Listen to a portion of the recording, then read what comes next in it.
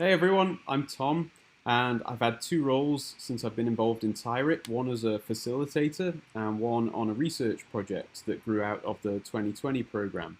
As a facilitator last year, I worked with two others, Will and Danny, and we led our local meetings together.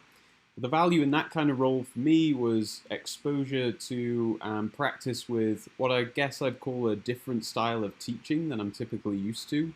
The focus of those meetings were for people to talk to each other, share ideas between themselves, share perspectives, and really engage in a productive conversation about the topics on a reflective level.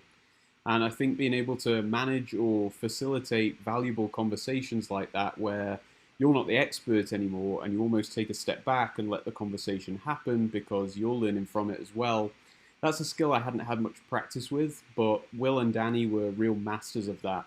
And being able to watch and learn from them has enhanced, I think, my own set of teaching skills. This year's facilitator role has been as a kind of mentor to my co-facilitator this year, Emily, who's new to TYRIT this year.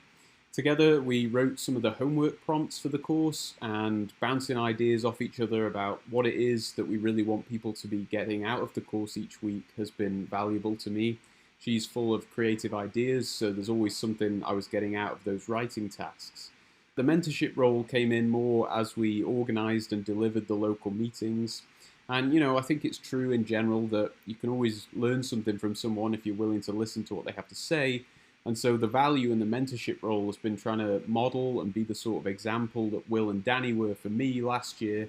Emily's where I was last year, so if at the end of the course I feel like she's been able to learn something and take something away from the experience, that will have been a real success.